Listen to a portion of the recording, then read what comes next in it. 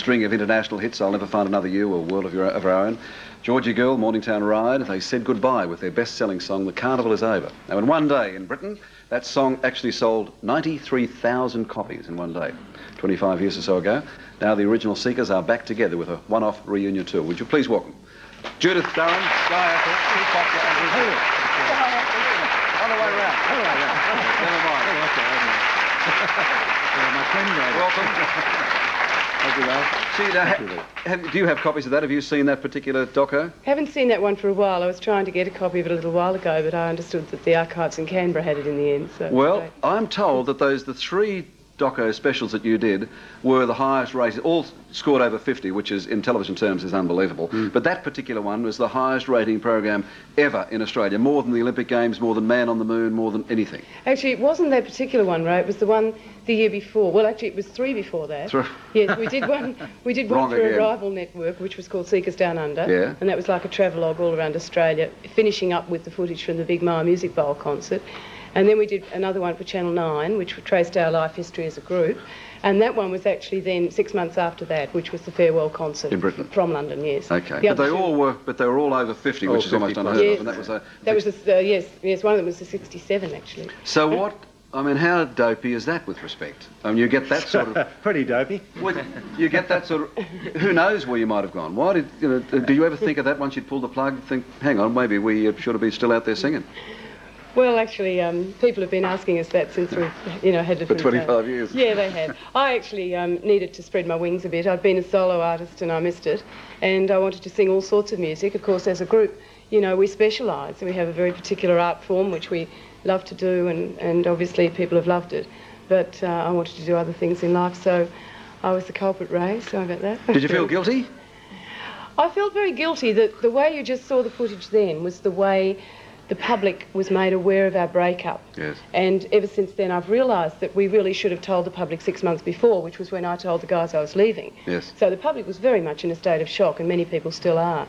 So I think if I had the time again, I think I'd do the tour that we're now doing 25 years later. I would have done back in 1968 to say, well, look, make the most of it, folks, because this is the last time we're going to be doing it. Well, clearly worth waiting for. What were you saying in terms of the tour now? How much have you sold so far? Well, we understand in the first day, yesterday, they sold out 10 concerts in one day across Australia. Yeah. So I think there's just an enormous goodwill towards the group, and we're very excited because we have some wonderful music to sing, and it is the original group. Yes. It's quite an occasion for us too. Now, I asked you in the commercial break, and I didn't quite get an answer, but how are you going to turn this off? You're talking about this being a one tour 25 years later.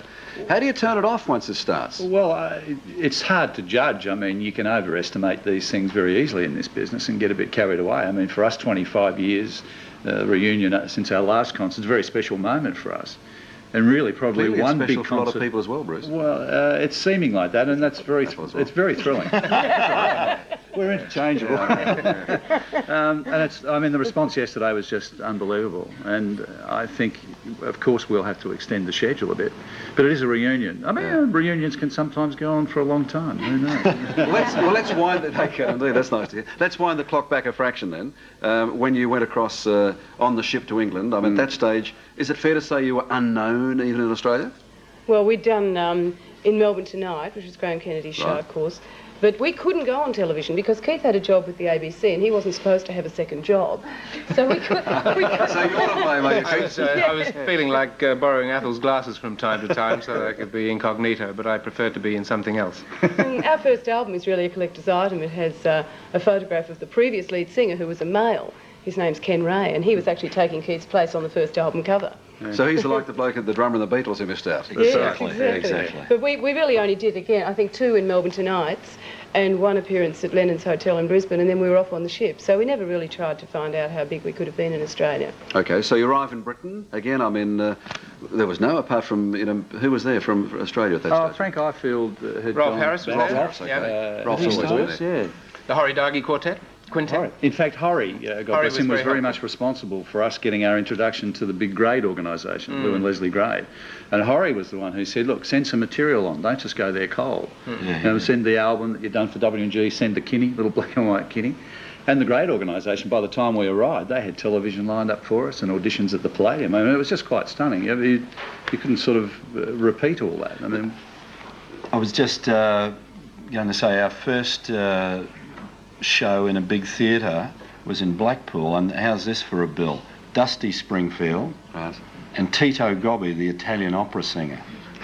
I mean, that was what Variety was all about, just different artists, different styles, all would appear together on these wonderful shows. Yes. And that's where we really learnt our craft, you know, in the variety theatres of England. Judith mentioned that the 200,000 plus at the Maya Bowl, and we referred to that again, I think, the last time we did carols together for $3. In that, but can I ask you then, Judith sort of explained where she needed to go off and find herself and so on, but for you guys, I mean, you get that many people there, the biggest crowd ever, at, I think, probably in Australia, let alone the Bowl, but for one thing. But so how did you feel? And suddenly, as Tom Jones said, the reason you do this partly is for the money, but mostly because of the smell of the grease paint, the roar of the crowd and so on. So how do you turn it off?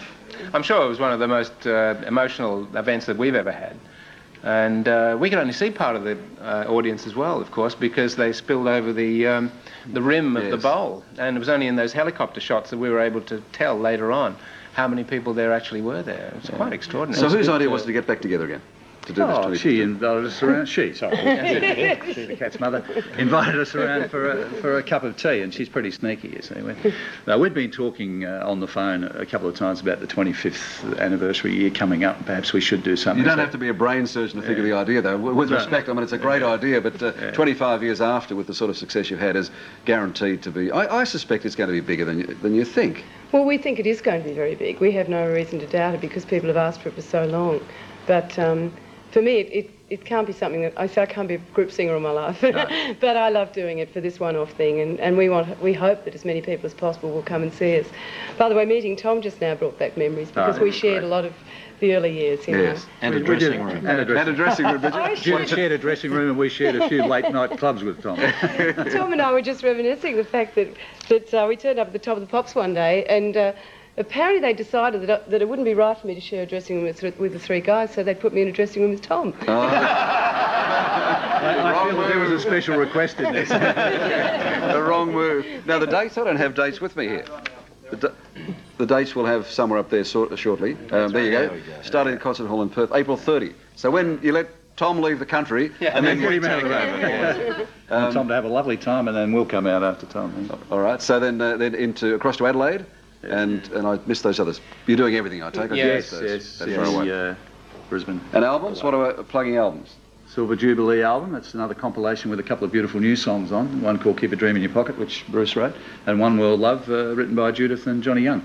Lovely. There's a couple of super new tracks and a nice compilation of some of the classics. Well, hundreds of thousands more are going to line up and get those tickets to see you again. Can you sing us to break with at least a verse? If the audience have promised to sing with you. Have they? Yeah, we're going to sing It's Not Unusual. Morning Town Ride. Is that the key, Jeff? We're going to sing with them. 2, 3, 4. Right.